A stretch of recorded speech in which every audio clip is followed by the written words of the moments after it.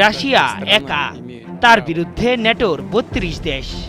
কল্পনার মতো হলেও সেই মহাযুদ্ধ বেঁধে যেতে পারে আর মাত্র কয়েক মাস পরেই। অন্তত ফ্রান্স যে নির্দেশ দিয়েছে তারপর সে ভয় আরও প্রবল হচ্ছে।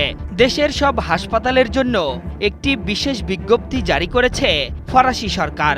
সেখানে বলা হয়েছে আগামী বছরের মার্চের মধ্যে যুদ্ধের প্রবল আশঙ্কা রয়েছে। সেই লক্ষ্যে যাবতীয় হাসপাতালগুলোকে প্রস্তুত হতে নির্দেশ দিয়েছে প্রেসিডেন্ট ইমানুয়েল ম্যাক্রোর প্রশাসন। শুধু তাই নয়, বিদেশি সৈনিকদেরও চিকিৎসার প্রয়োজন হতে পারে বলে সংশ্লিষ্ট বিজ্ঞপ্তিতে উল্লেখ রয়েছে।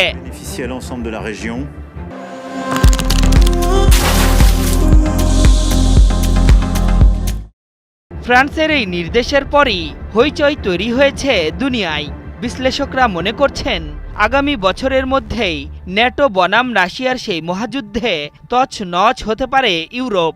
ন্যাটোর অন্যতম সদস্য ফ্রান্স, ফলে তাদের এ ধরনের পদক্ষেপের পর্যায়ে সবাই নড়েচড়ে বসবেন, এটিই স্বাভাবিক। ফরাসি সংবাদপত্র লে ক্যানার্ড এন চাইনের দাবি, দেশের যাবতীয় হাসপাতালকে ১০ থেকে ১৮০ দিনের মধ্যে কয়েক হাজার সৈনিকের চিকিৎসার জন্য প্রস্তুত থাকার নির্দেশ দেওয়া হয়েছে। এছাড়া বাস টার্মিনাল, বড় রেল স্টেশন, বিমানবন্দর এবং সমুদ্র বন্দরের কাছে নতুন চিকিৎসা কেন্দ্র তৈরি করবে প্রশাসন। মূলত যুদ্ধে আহত বিদেশি সৈনিকদের সেখানে ভর্তি করা হবে। এ ব্যাপারে ব্যাখ্যা দিয়েছেন ফরাসি স্বাস্থ্যমন্ত্রী ক্যাথরিক ভাউট্রিন।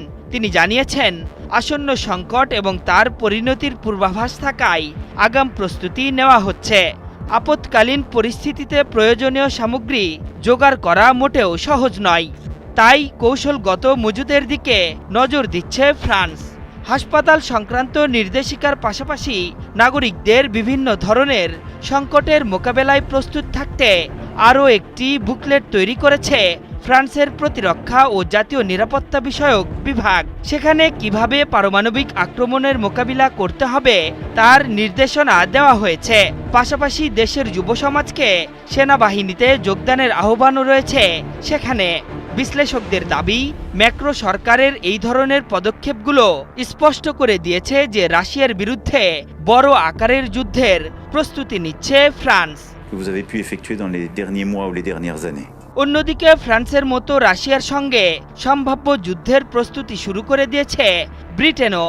সেই লক্ষ্যে যুক্তরাষ্ট্র থেকে পরমাণু বোমা বহনে সক্ষম ১ ডজন যুদ্ধবিমান কেনার সিদ্ধান্ত নিয়ে ফেলেছেন ইংরেজ প্রধানমন্ত্রী কিয়ার স্টারমার।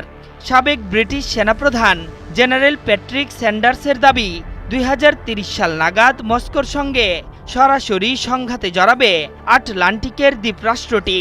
তার জন্য আগাম প্রস্তুতি নিতে বলেছেন তিনি। আশরাফুল ইসলাম, ৭১।